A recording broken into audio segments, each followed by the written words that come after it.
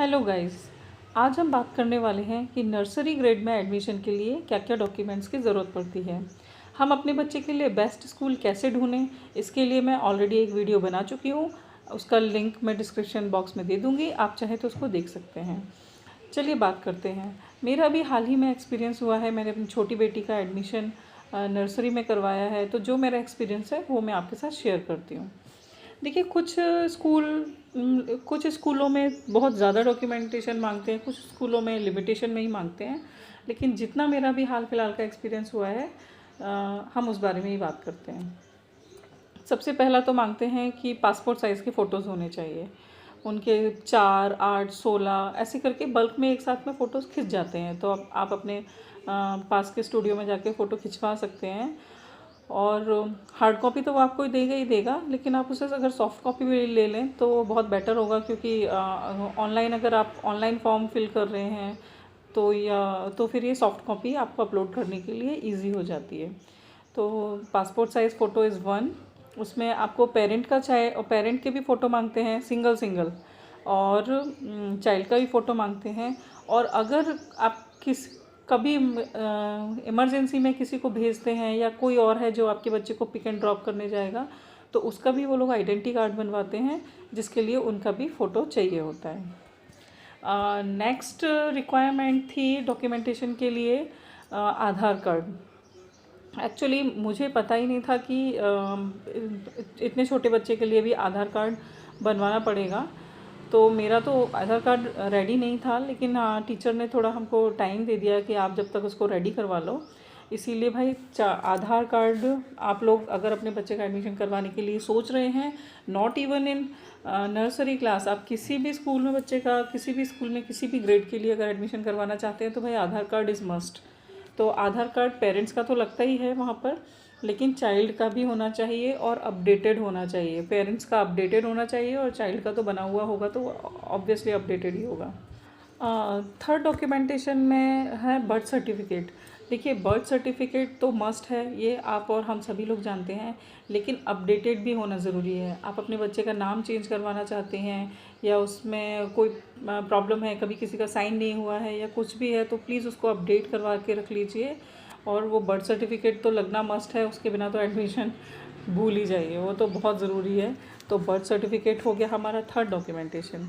Next है, अगर आप रेजिडेंशियल प्रूफ भी मांगते हैं। अगर आप अपने ही घर में, दैट्स नो प्रॉब्लम, आपका जो भी लाइट बिल है, फ़ोन बिल है, आप उससे प्रूफ दे सकते हैं।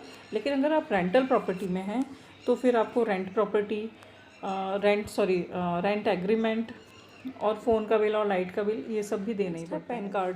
पैन कार्ड इज़ नॉट, मुझे नहीं लगता ये सभी स्कूलों में मांगते हैं, लेकिन हाँ, कुछ कुछ स्कूल मांगते हैं। अगर ज़रूरी लगता है या फिर तो फिर देना भी पड़ेगा अगर टीचर्स मांगते हैं तो पैन कार्ड तो आपका अपडेटेड होना चाहिए, उसको भी अपडेट करवा लीजिए, या फिर उसका भी एक फ़ोटो कॉपीज़ निकलवा के इन सब का रखवा लीजिए। ये तो स्कूलों में बार बार सबमिट करने ही पड़ते हैं। हाँ, लेकिन मुझे एक नया एक्सपीरियंस हुआ कि उन्होंने ना ब्लड ग्रुप सर्टिफिकेशन भी मांगा कि आपके बच्चे का ब्लड ग्रुप क्या है। वो सिर्फ बता के नहीं, उसका एक सर्टिफिकेट भी होना चाहिए। ठीक है, वो तो हमारा जो भी पीडियाट्रिशियन था उन्होंने वो सब कुछ ब्लड ग्रुप का सर्टिफाइड भी करके दे दिया। उसके अलावा मांगते हैं कि बच्चे का वैक्सीनेशन चार्ट, जिसमें उसकी सारी वैक्सीन्स लगी हैं, उसका वैक्सीनेशन चार्ट भी आप रेडी करके रखिए। अब अगर काफ़ी टाइम हो गया है, नहीं लगवाया है, इधर उधर हो गया है, तो प्लीज़ ढूंढ ढांढ लीजिए उसको और वैक्सीनेशन चार्ट भी रेडी कर लीजिए। उसके अलावा एक मेडिकल भी मांगते हैं कि भाई बच्चे को कोई एलर्जी तो नहीं है, या किसी चीज़ से उसको कभी कुछ प्रॉब्लम तो नहीं हो जाती है। ये सब चीज़ों को भी ना इन द रिटन चाहिए होता है स्कूल के लिए। तो फिर इन सब चीज़ों की भी तैयारी कर लीजिए। और बच्चे के साथ साथ पेरेंट्स को भी रेडी होना पड़ता है एडमिशन करवाने के लिए, तो ये सारे डॉक्यूमेंट्स तैयार करना स्टार्ट कर दीजिए। आई होप ये जानकारी आप लोगों के लिए कुछ तो हेल्पफुल हुई होगी, लेकिन ये मेरा नया एक्सपीरियंस था। और अगर इसके अलावा भी अगर आपका कोई एक्सपीरियंस है तो प्लीज़ कमेंट बॉक्स में शेयर कीजिए, जिससे मुझे भी तो पता चलेगा कि और क्या क्या ज़रूरत पड़ती है। ये तो हुए एडमिशन के टाइम पे डॉक्यूमेंटेशन जो जमा करने पड़ते हैं, लेकिन एडमिशन के बाद जब स्कूल के अथॉरिटी के पास बच्चा जब पहुंच गया है तो भी कई सारे फॉर्म्स चाहिए पड़ते हैं उनको, कई सारे, कि जैसे अगर आपका बच्चा स्विमिंग सीख रहा है तो आपको स्विमिंग के लिए परमिशन का फॉर्म देना पड़ता है।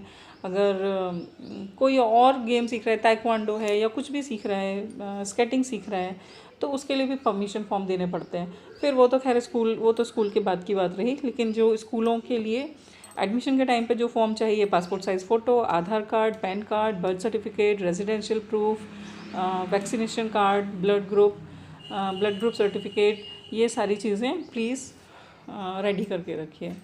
आई होप वीडियो तो प्लीज़ लाइक करें, शेयर करें और ऑल्सो प्लीज़ सब्सक्राइब करें। Thank you so much.